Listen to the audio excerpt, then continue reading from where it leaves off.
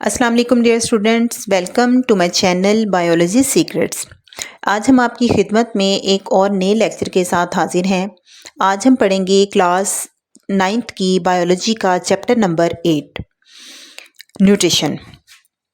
और जो टॉपिक हम इस वीडियो में कवर करेंगे वो है स्टमक। और ये वीडियो हमारी प्रीवियस वीडियोस की कंटिन्यूएशन है। ये पार्ट 3 है। एलिमेंट्री केनाल हमने शुरू किया था, जिसमें पार्ट 1 में हमने देखा था ओरल कैविटी, पार्ट 2 में हमने देखा था फेरिंक्स एंड इसोफेगस, और ये है पार्ट 3। प्रीवियस वीडियोस की लिंक आपको नीचे डिस्क्रिप्शन में मिल जाएगा। और आज हम अपना लेक्चर स्टार्ट करते हैं। स्टार्ट करने से पहले हम अल्लाह ताला से दुआ कर लेते हैं, रब्बी ज़िदनी इल्मा, ए मेरे रब मेरे इल्म में इजाफ़ा फरमा, आमीन। Stomach is a dilated part of alimentary canal. Alimentary canal का सबसे खुला हिस्सा जो होता है वो है स्टमक। लास्ट लेक्चर्स में हमने पढ़ा था कि एलिमेंट्री केनाल एक ट्यूब शेप हमारा बॉडी का एक पार्ट होता है जो कि मुंह से स्टार्ट होता है और एनस तक जाता है, और ये सारे का सारा ऑलमोस्ट एक ट्यूब की शक्ल का होता है। लेकिन ये ट्यूब जहाँ पर सबसे ज़्यादा डायलेटेड फॉर्म में मिलती है उसको हम स्टमक कहते हैं। इट इज़ जे शेप्ड, और इसकी जो शक्ल होती है वो अल्फ़ाबेट के लेटर जे की तरह की होती है। Located in the left of abdomen, जो कि हमारे एब्डोमेन में लेफ़्ट साइड पे मौजूद होता है, जस्ट बीनीथ डायाफ्राम, और डायाफ्राम के बिल्कुल नीचे पाया जाता है।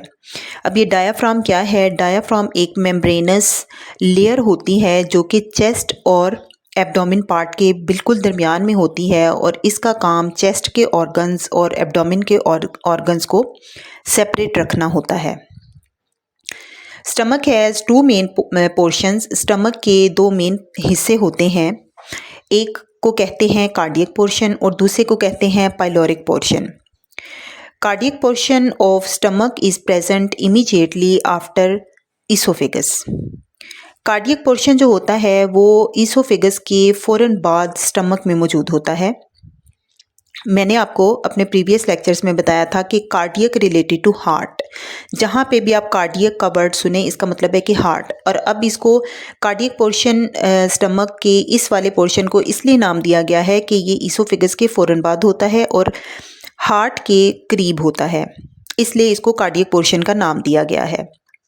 And pyloric portion is located beneath cardiac portion, और कार्डियक पोर्शन के बाद इसकी जो एंड पे ओपनिंग होती है, जो एंड वाला इसका हिस्सा होता है जो कि आके जाके इंटेस्टाइन के साथ मिलता है, उसको पाइलोरिक पोर्शन कहते हैं। Stomach has 2 sphincters. स्टमक के 2 स्फिंक्टर्स होते हैं। अब ये स्फिंक्टर्स क्या हैं? ये ओपनिंग होती हैं which are guarded by muscles, जो कि मसल्स की बनी होती हैं। स्फिंक्टर वो हिस्सा होता है जहाँ जो कि आप दोनों स्टमक की 2 ओपनिंग होती हैं, एक कार्डियक होती है, एक पाइलोरिक होती है। इन दोनों के दरमियान में वो जस्ट लाइक डोर काम करते हैं, और दोनों तरफ से जो वो बने होते हैं वो मसल्स के बने होते हैं जो कि उनकी ओपनिंग को खोलते हैं और बंद करते हैं। Cardiac sphincter is between stomach and oesophagus. जो कार्डियक स्फिंक्टर होता है वो इसोफेगस और स्टमक वाली साइड के दरमियान में मौजूद होता है, यानी कि जहाँ पर इसोफेगस आकर स्टमक के साथ अटैच होती है वहाँ पर कार्डियक स्फिंक्टर होता है। While pyloric sphincter is between stomach and small intestine, जबकि पाइलोरिक स्फिंक्टर जो होता है वो स्मॉल इंटेस्टाइन और स्टमक के दरमियान में मौजूद होता है, जहाँ पर स्टमक के साथ आकर इंटेस्टाइन मिलती है, लगती है या जुड़ती है। Bolus enters stomach from oesophagus through cardiac sphincter. अब जो बोलस है, बोलस आपको पता है कि बोलस आपकी बाइट का वो पोर्शन होता है जिसमें हमारी ओरल कैविटी इसमें म्यूकस और वाटर सलाइवा की फॉर्म में इसमें ऐड कर देती है, और ये एक लुब्रिकेटेड सा एक मटेरियल हमारे पास बन जाता है, उसको हम बोलस कहते हैं। ये बोलस जब एंटर होता है स्टमक में तो जो कार्डियक स्फिंक्टर है वो ओपन हो जाता है, जो इसोफेगस के फ़ौरन बाद होता है, और इस तरह बोलस जो है वो आकर हमारे स्टमक में शामिल हो जाता है। व्हेन फूड एंटर स्टमक, जब फूड स्टमक में दाखिल होती है, the gastric glands found in the stomach wall are stimulated to secrete gastric juice. Gastric gland, जो गैस्ट्रिक का वर्ड जहाँ पे भी यूज़ होगा, गैस्ट्रिक का मतलब है अबाउट स्टमक, यानी कि स्टमक से रिलेटेड जितनी भी टर्म्स यूज़ होती हैं उसमें गैस्ट्रिक का वर्ड यूज़ होता है। तो वो ग्लैंड जो कि आपके स्टमक में मौजूद होते हैं उनको गैस्ट्रिक ग्लैंड्स कहते हैं। जब बोलस आके हमारे स्टमक में शामिल होता है तो गैस्ट्रिक ग्लैंड जो हैं वो गैस्ट्रिक जूस सिक्रीट करते हैं। Gastric juice is composed chiefly of mucus, hydrochloric acid and a protein digesting enzyme pepsinogen. Gastric juice जो होता है वो 3 चीज़ों से बना होता है। एक नंबर 1 पे है हमारे पास म्यूकस, नंबर 2 पे है HCl एंड नंबर 3 पे एक एंजाइम होता है जो कि पेप्सिनोजेन के नाम से जाना जाता है। और इसका काम क्या होता है कि वो प्रोटीन की डाइजेशन करता है। Hydrochloric acid converts the inactive enzyme pepsinogen into its active form, that is pepsin. Pepsinogen एक ऐसी फॉर्म है जो कि एक्टिव नहीं होती। अब ये एक्टिव कैसे होती है? ये हाइड्रोक्लोरिक एसिड इसको कन्वर्ट करता है पेप्सिनोजिन से पेप्सिन में। जब ये पेप्सिन में कन्वर्ट होती है तो फिर ये अपना काम करती है। अदरवाइज़ ये इनएक्टिव फॉर्म है, ये स्टमक में ऐसे ही मौजूद होती है और ये रेस्टिंग कंडीशन में होती है। HCl इस पे अपना एक्ट करेगा और फिर ये पेप्सिन में कन्वर्ट होगी और प्रोटीन की डाइजेशन करेगी। HCl also kills micro organisms present in food. और HCl का जो दूसरा काम है वो ये है कि जो हम बाइट बाहर से ले रहे हैं अगर उसमें कोई जर्म्स वगैरह मौजूद हैं तो HCl जो कि एक एसिड होता है तो वो उनको मार देता है। Pepsin partially digest the protein portion of food like bulk of mutton into polypeptides and shorter peptide chains.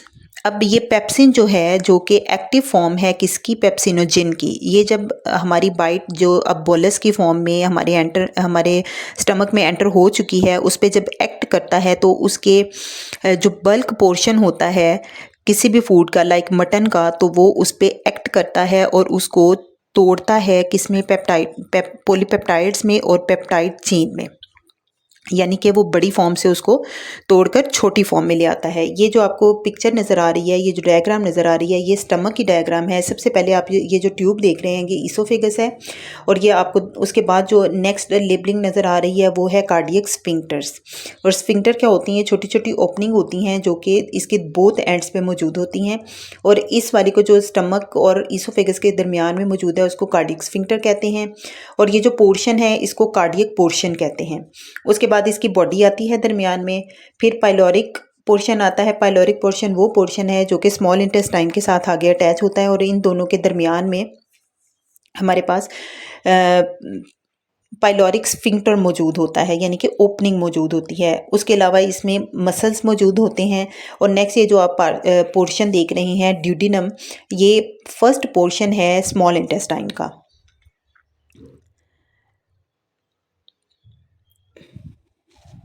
N interesting problem is raised here. अब यहाँ पर एक दिलचस्प सा एक मसला खड़ा होता है, वो क्या कि pepsin is a powerful protein digesting enzyme. अगर पेप्सिन की हम बात करें तो जब वो कन्वर्ट हो जाती है पेप्सिनोजेन से पेप्सिन में तो वो एक पावरफुल सा एंजाइम बन जाता है जो कि किसको डाइजेस्ट कर रहा है? प्रोटीन को। Why does it not digest the stomach walls which are mostly proteins. तो फिर ये प्रोटीन की अपनी ही वॉल्स को क्यों डाइजेस्ट नहीं करता जबकि वो भी प्रोटीन की बनी होती हैं? इसके पीछे रीज़न क्या है?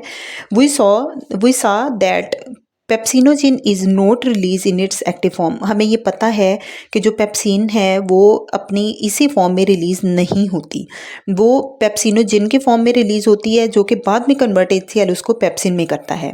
Rather it is secreted as in active pepsinogen which require HCl for activation. और इसको एक्टिवेशन के लिए HCl की ज़रूरत होती है।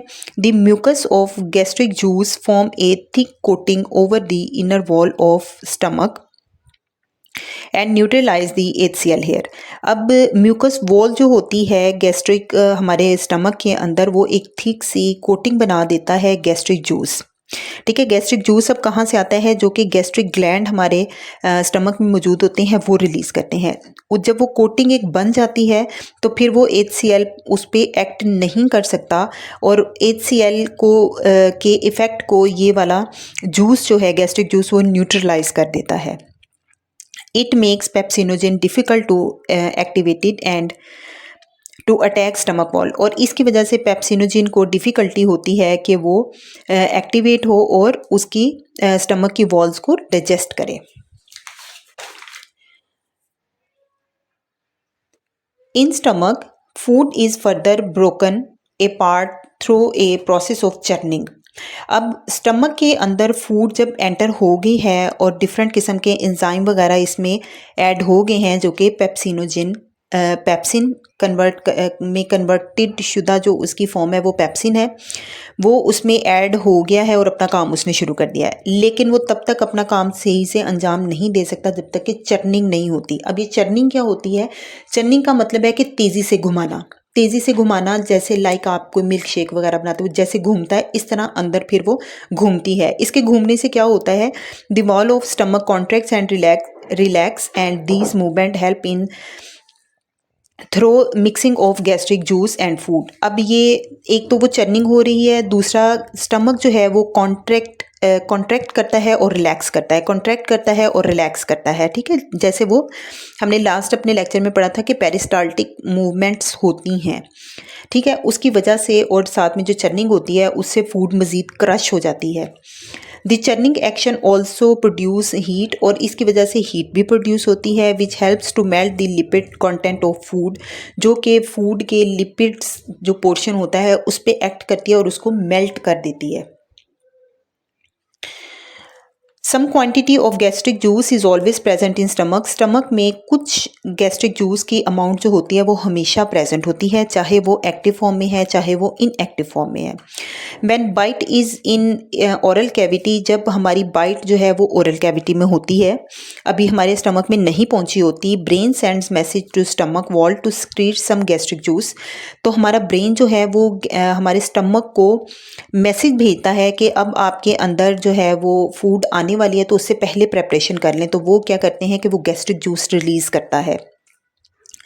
When food reaches stomach more gastric juice is secreted according to need, और जब फूड उसके अंदर पहुंच जाती है, उसको पता लग जाता है स्टमक को कि मेरे अंदर कितनी फूड आई है, वो उसके अकॉर्डिंगली गैस्ट्रिक जूस को रिलीज़ करता है। If more gastric juice if there is little or no protein in food, stomach does not secrete more gastric juice। अगर इतनी अमाउंट उसकी नहीं आती, इतनी क्वांटिटी हमारी फूड की, हमारे बॉलस की उसमें नहीं पहुंचती, तो वो उसके हिसाब से थोड़ी सी गैस्ट्रिक जूस को रिलीज़ करता है और इससे ज़्यादा रिलीज़ नहीं करता।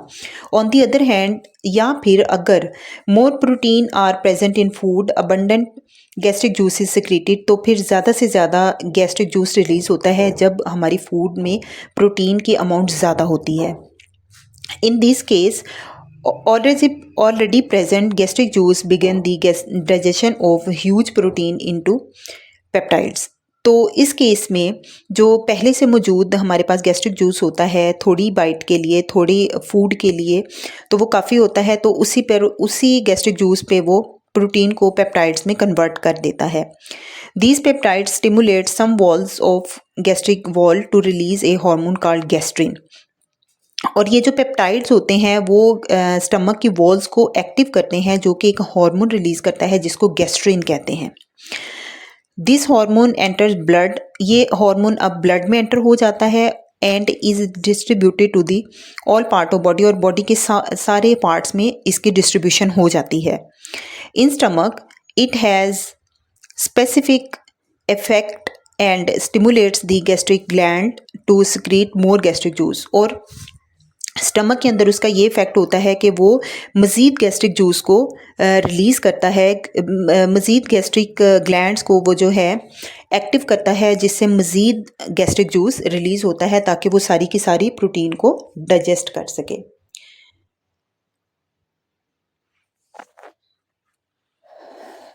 अब नेक्स्ट जो हमारा लेक्चर होगा वो इंशाल्लाह स्मॉल इंटेस्टाइन पे होगा, जो कि इस सीरीज़ का पार्ट नंबर 4 होगा। प्रीवियस लेक्चर के लिए आपको लिंक डिस्क्रिप्शन बॉक्स में मिल जाएगा, वहाँ से जाके आप पिछली वीडियोस को देख सकते हैं।